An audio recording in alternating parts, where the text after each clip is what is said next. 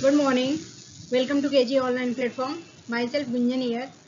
And आज हम बहुत ही इम्पोर्टेंट क्वेश्चंस करने वाले हैं जो आपके कमिंग एग्जाम के लिए बहुत बहुत इम्पोर्टेंट रहेगा. तो in last class we have discuss cell biology, nucleus and nucleolus.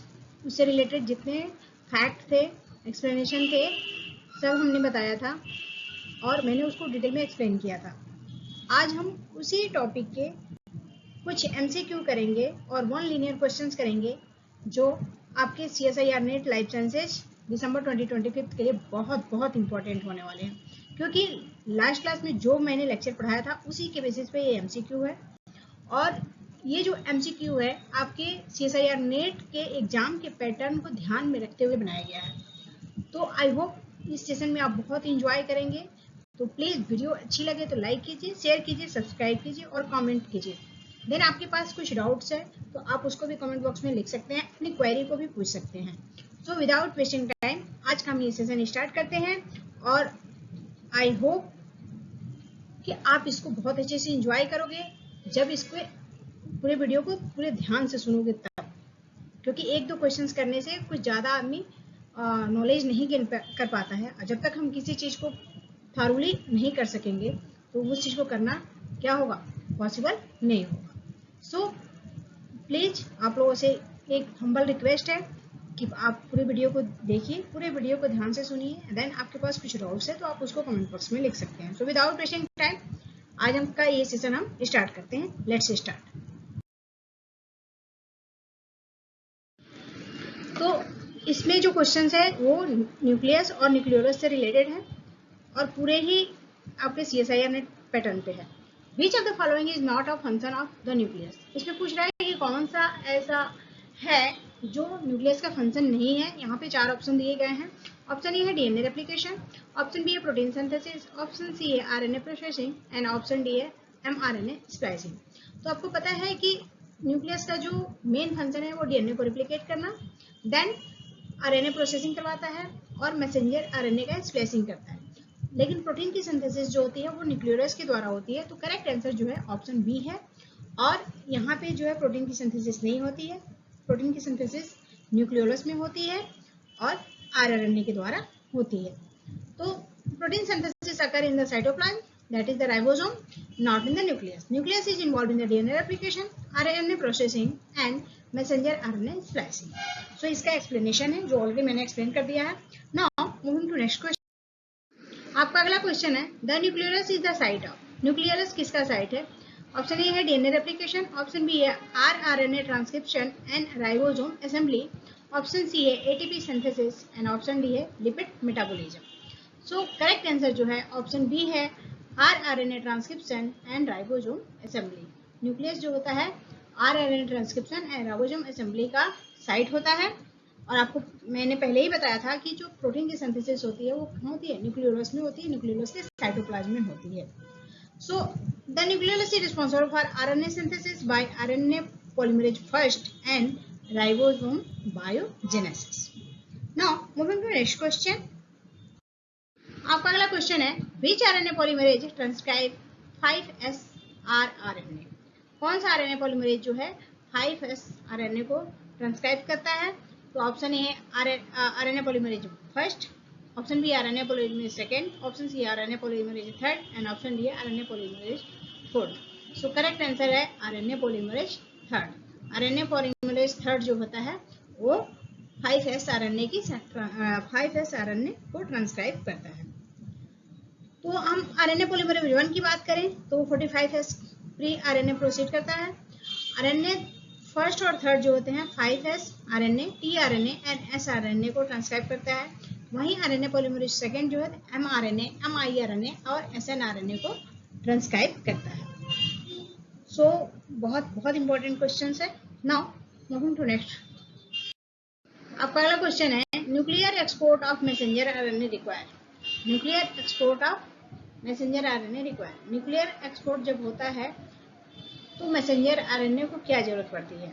Option A है importin and NLS, option B है exportin and NES, option D है RNA GTP and option D है signal recognition particles SRP. So correct answer है option B, that is the exporting and NES।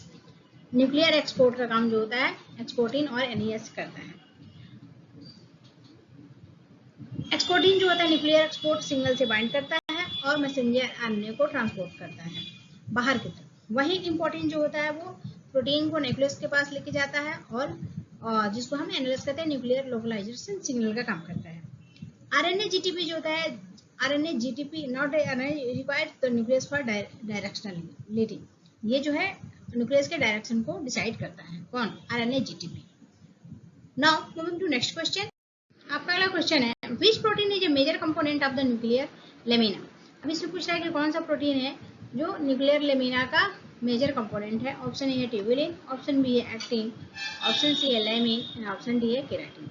So correct answer जो है option C है, that is the lamin. Which protein is the major component of the nuclear lamina. Correct answer जो है वो lamin है। Nuclear lamina जो है lamin से बना होता है, जिसको हम इंटरमीडिएट फिलामेंट भी कहते हैं। और इसमें यदि म्यूटेशन हो जाए तो ये इससे कौन सी बीमारी होती है? प्रोगेरिया नामक, यानी प्री म्यूचुअल एजिंग होने लगता है जब इसमें म्यूटेशन हो जाता है। Now moving to next question. आपका अगला क्वेश्चन है, the nucleolus disappear during. Nucleolus कब डिसअपीयर होता है? ऑप्शन ए है जीवन फेज, ऑप्शन बी है एस फेज, ऑप्शन सी है प्रोफेज एंड ऑप्शन डी है टेलोफेज। सो करेक्ट आंसर जो है ऑप्शन सी है, that is the prophase. Nucleolus disappear during the prophase.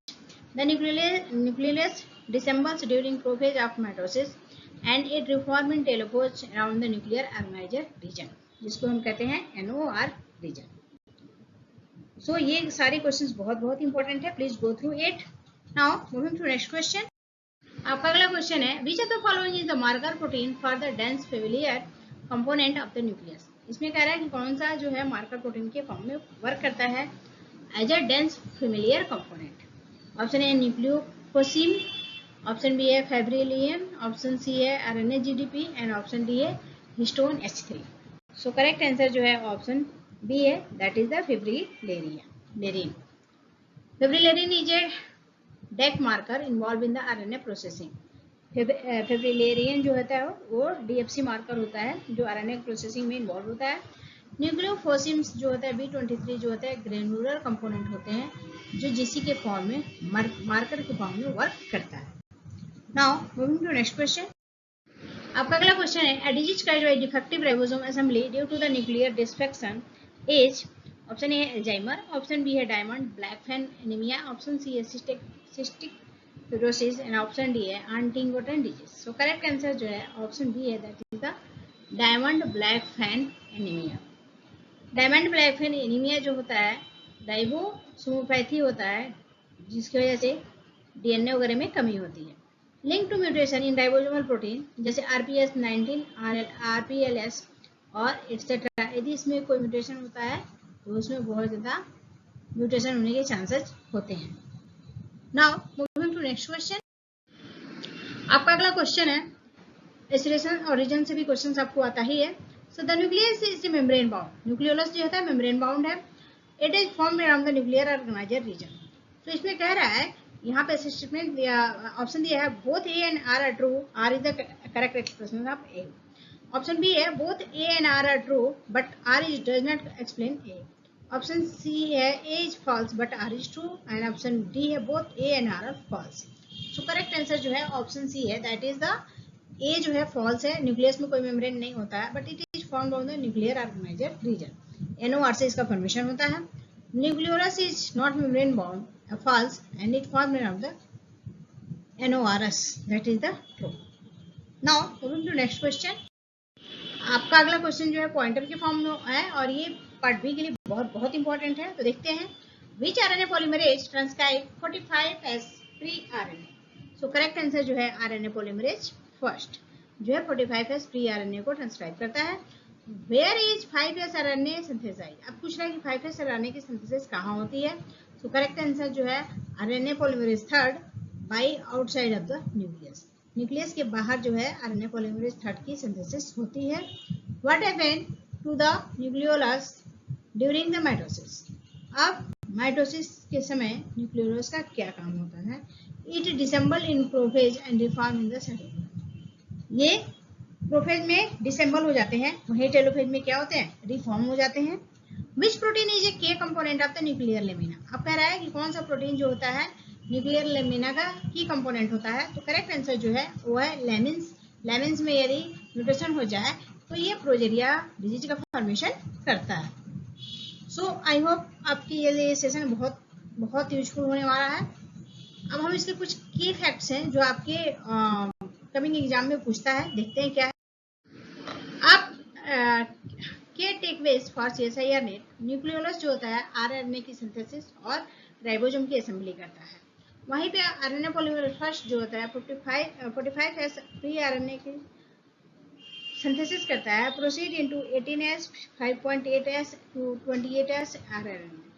Option third है RNA polymerase 45RS। तो option C जो है ऑप्शन ये कुछ की पॉइंट्स है। आरएनए पॉलीमरेज थर्ड जो है 5S की ट्रांसक्राइब करता है। आरएनए पॉलीमरेज 1 जो है 45S प्री आरएनए को ट्रांसक्राइब करता है। न्यूक्लियर ट्रांसपोर्ट का काम इम्पोर्टिन और एनालस के द्वारा होता है। एक्सपोर्टिन जो है एनालस कंप्लीट कर लेगा। न्यूक्लियोलस डिसेंबल इन प्रोफेज और रिफॉर्म इन द टेलोफेज, ये मैंने पहले भी डिस्क्राइब किया था।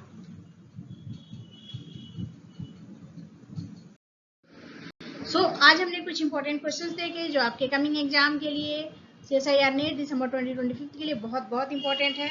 तो प्लीज पूरे वीडियो को ध्यान से सुनिए, ध्यान से देखिए। देन आपके पास कोई डाउट है तो आप उसको कमेंट बॉक्स में लिख सकते हैं और यदि आपको PDF की जरूरत है तो आप मुझे मैसेज कर सकते हैं, तो मैं आपको PDF जो है प्रोवाइड करवा दूंगी। So thank you everyone, have a good day, take care, thank you.